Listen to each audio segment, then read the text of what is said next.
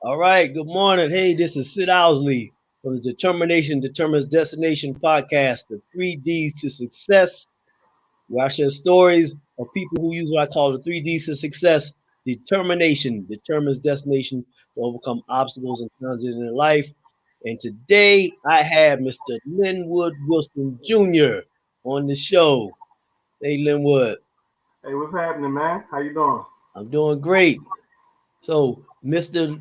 Lenwood Wilson Jr. is a motivator and aspiring keynote speaker, the founder of an urban clothing and Christian apparel brand, and he hosts to post motivational posts, motivational speaking, and to continue his journey in entrepreneurship. Welcome, Lenwood. How are you today? Doing pretty well. I feel ready to go. Woke up to snow. You live in Maryland, USA, as me, so you know we had some good snow this morning. So I shoveled my fiance out, shoveled me out, got myself together, got some warm tea in my body, and then fixed and had a meeting at 9 o'clock with my new co-host of my show coming up. Made my family breakfast, and I'm here, and I'm just like, yeah. Let's do it. Be ready, stay ready. Yes, yes. All right, but yeah, that snow, man. I woke up this morning. I got up at 5, so I go to the gym, and I see that ice outside in the parking lot, and I walked out the door, saw it snow, and I was like, man, I could go back to bed for about another hour or two. I hit that gym though, you know. Yeah. Yeah, Well, Maryland is mm-hmm. it's not the coldest place, but we get enough of snow. It's like, oh man, Yeah. And yeah, it always hit at them times when you don't expect it. that's right, that's right. So, Linwood, tell us about how you use what I call the 3Ds to success. Determination determines destination in your life to overcome obstacles and challenges and to arrive at where you're at now in life. Thank you for asking the question, and most definitely thank you for inviting me to be on this show. Me and you have communicated for a while through the Les Brown Network, and I always love communicating with you and your audience. How I feel determination has pushed me to the levels that I've come from. I'm gonna go all the way back to a recent video that I just did, where I actually started the video saying that I could not be here because I could have died in my mother's womb. Mm. I was such a powerful baby that when I was born, I extracted all of the iron out of my mother's body. Wow. They told her that even if she wanted to, she would never be able to bear another child again because it brought her iron levels down to that level. So I always knew as a youth that I had certain talents and things of that nature, and but I never took them seriously. I grew up Baltimore, Maryland, USA, East Coast, New York City, Eastern Time, and a lot of people know about my city because of the violence, because of the high drug traffic, because of a lot of the political issues, because of Freddie Gray. Pretty right, yeah. When Baltimore was on the world map and the whole world was waiting for Baltimore to explode, Yeah. but people maintained their composure and it didn't get into a whole calamity or riot or anything. So I come from a pretty volatile environment, and is millions of other African American and underprivileged people that come through the same struggle as me. And I feel the one difference between those that go out and do certain things positive or successful in life is that determination. Because you have to somehow look beyond the circumstances that you are in. And you're a bit older than me, Sid. So you'll definitely feel what I'm just saying. What I'm about to say is we grew up in an era where I'm 38, where technology was still growing. Yeah. And when you were growing up, laptops probably didn't even exist, or they were first just coming out. Nah, And it didn't exist. the World Wide Web literally just started blowing up when I was in my started opening up to everyday people when I was like 18 or 19 years old. Google and all that other stuff didn't exist. Yep. So people from my era and your era and older, we had to search to find inspiration. Yeah. Much more harder. On this internet, you can jump on at any time, and whatever tickles your fancy, you can type it into Google, you type it into YouTube, you type it into TikTok, whatever, and you have instant gratification. Or if you have an idea about something new you want to learn, DIY, or entrepreneurship journey, or what have you, is a lot of information that you can tap into much easier. But when you come from an era that doesn't have that technology, if you don't have success, a vision of success around you, it's hard to even know what it is. That's right. No one in my family or in my surrounding background were considered to be successful. Mm-hmm. People did right, they were good people, but they weren't what you might call to be successful, because a lot of them living paycheck to paycheck, just getting by. Hard for them to maintain within a structure of Section 8 welfare housing, tenement projects built for the lower income, landlords that don't fix up properties. And like, I revisited some of me starting with this motivational speaking, and I started revisiting some of the old areas that I used to live, and some of the blocks look like the desert, like houses just boarded up, hardly no one around, desolate, but people actually still live in those areas. Yeah. So that's the even more scary thing. So it's a deeper, darker place, and people are still trying to grow out of those transitions. And the fact that when I got to a certain point in my life and I said, I want more, I said, I'm never going back to the ghetto of the hood. I said, I'm never sinking back to those circumstances again. I went through a very rough childhood. I love my mother. She did the best she could as a single mother growing up in the circumstances. Her and my father, they separated when I was 5 years old, and I didn't know him growing up. I re-met him when I was 17, going on 18, but we still didn't really have too much of a relationship at that time. And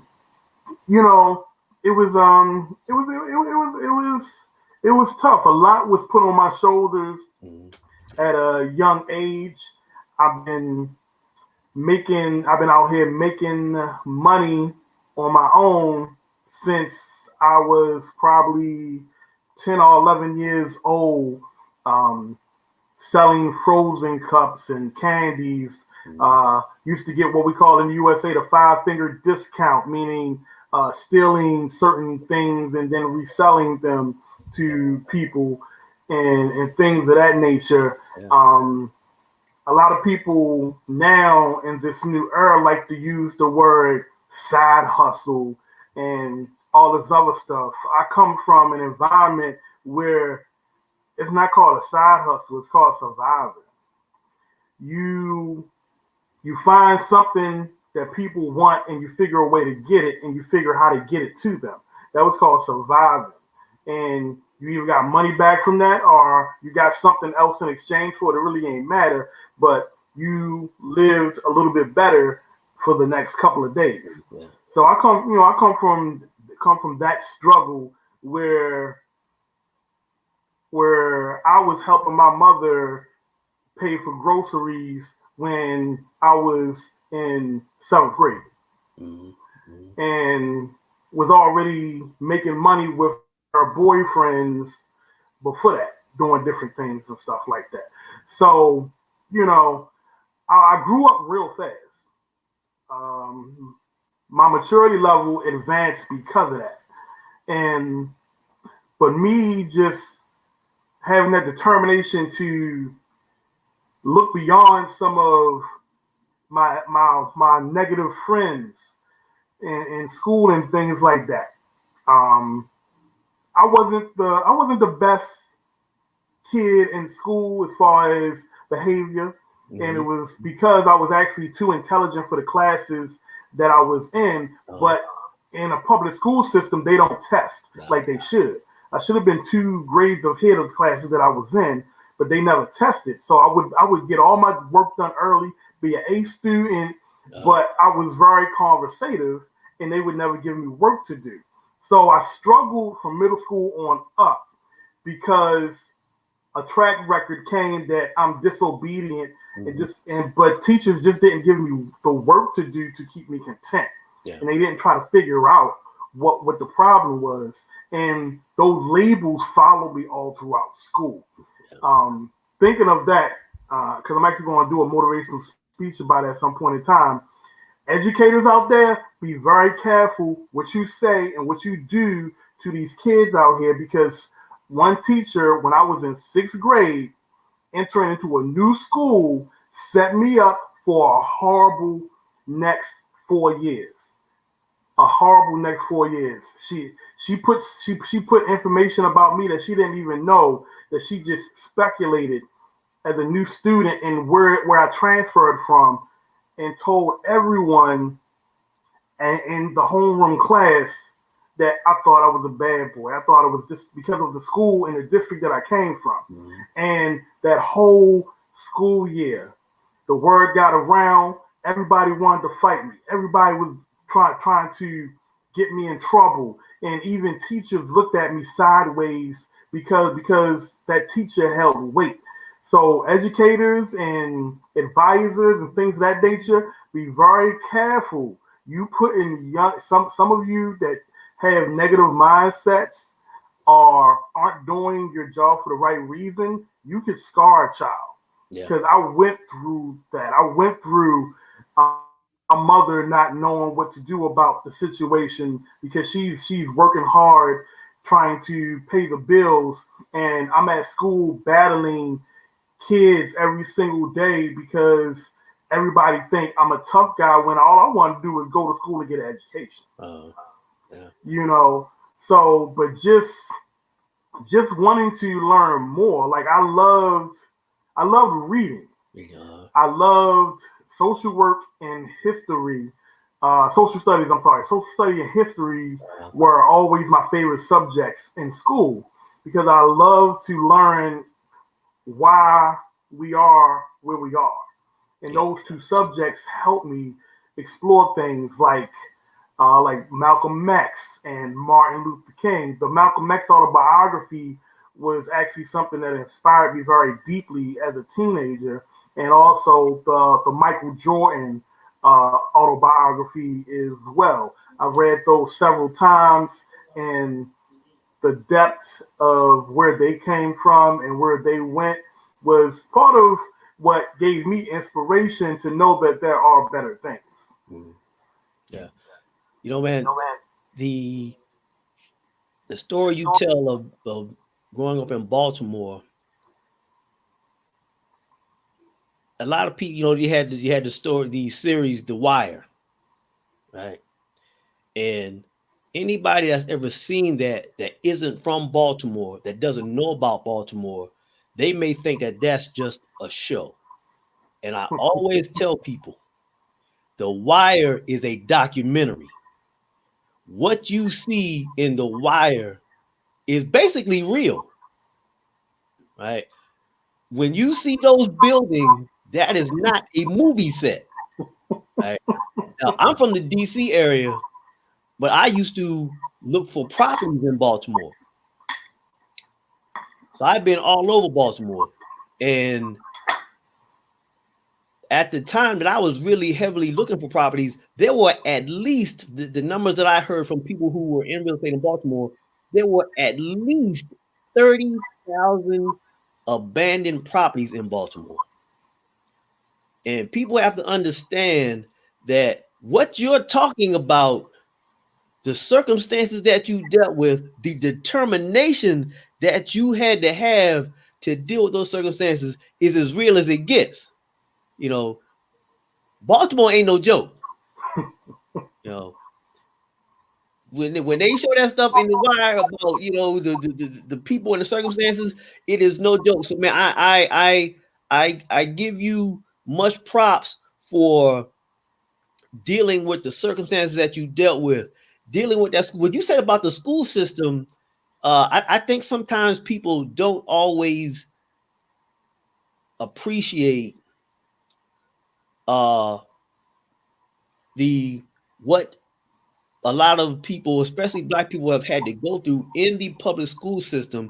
Because as you said, you were labeled in a certain way that was negative, and that has happened to thousands and thousands of Black students in the public school system who were smart, just like you, that were passed along, looked over, labeled, sometimes put in special education classes. They were drugged up and just had their futures decimated by that system. And so once again, you've displayed tremendous determination to determine your own destination in those circumstances. And I applaud you, man. And you know, the things you're doing, you know, tell us about what you're doing to further overcome those circumstances to help yourself and to help other people. Well, right now, I've come to where I am in my life from what people call personal development, self development. And I had been doing it for a good 5 years and didn't even know that's what it was called until about a year and a half, 2 years ago. And I would say from taking time to know who I am, get close to my spirituality, get closer to my God. I'm a Christian, getting closer to what I really wanted out of life, and just trying my best to find out who I am, who my authentic self is, has catapulted me very fast. As I love Jim Rohn because he talks a lot about that personal development step. If people, if anybody don't know about Jim Rohn, he's a great motivational speaker that passed away some years ago. He's deep on personal development, and he'll tell you that when you take time to work on yourself, it brings out value inside of you, and then your value in the marketplace in the world Yep. grows exponentially. Like I had a certain mindset before I even came to where I was, that like when I went for a job interview, I would be like, I already got the job. That's what my mindset was. I already got the job because 20, 30 other people got a very similar resume to me. They just want to see what my personality is like. They want to see if I can acclimate to their company style or whatever have you, community and such like that. So I would say in my lifetime, when I stepped into an interview, 90% of the jobs that I went for an interview to, I got the job. And most of the time, I just decided whether I wanted to do the job or not. And so you got to have that type of confidence within yourself. And I had that early, but when I started on the path of personal development, when I was about 33, I started to say, this is what I'm worth. I want more. And my money in the industry that I was working, the money that I was making started growing more every single year. Okay. And I changed jobs within the same career path, but my background, the place I came from, the things that I knew what I brought to the table when we had interviews. Every place I went to, my money kept going up.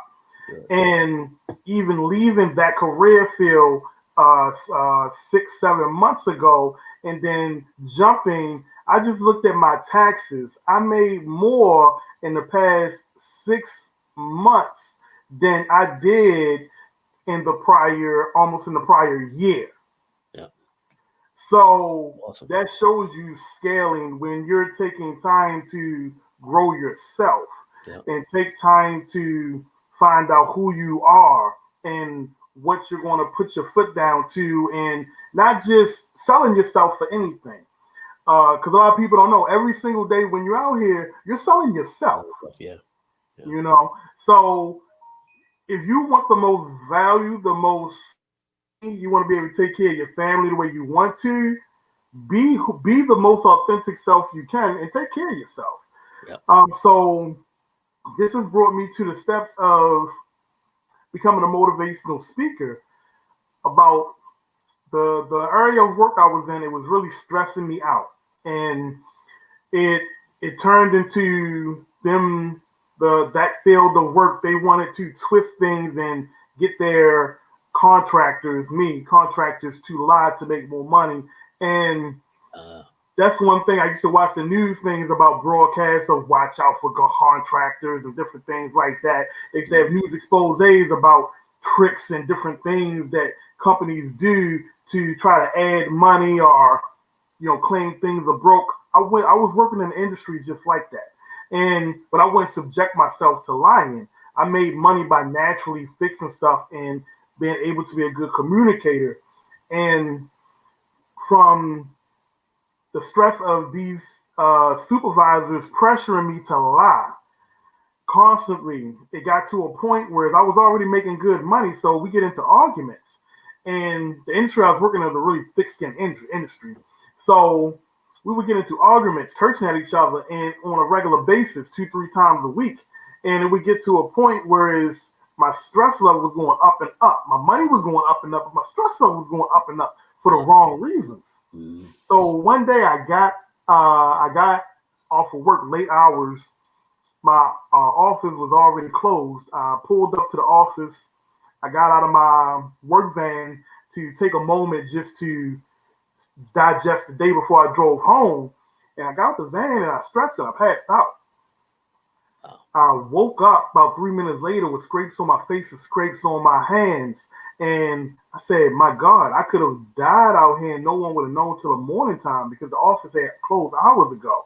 Mm-hmm. And I took it to my doctors, specialists. None of them found anything wrong with me. All type of testing, meters, take home. They found nothing wrong with me. So I had to take it to God. And this was a year and a month ago to this day. And I asked God, look, I'm making much more money on my job that I've ever made in my life, but it's killing me. And it's killing me. So what do you have for me? And what happened was the next day I was driving on to work, about to get onto the highway. And as I was merging onto the highway, God showed me a vision. And within that vision, it was so vivid.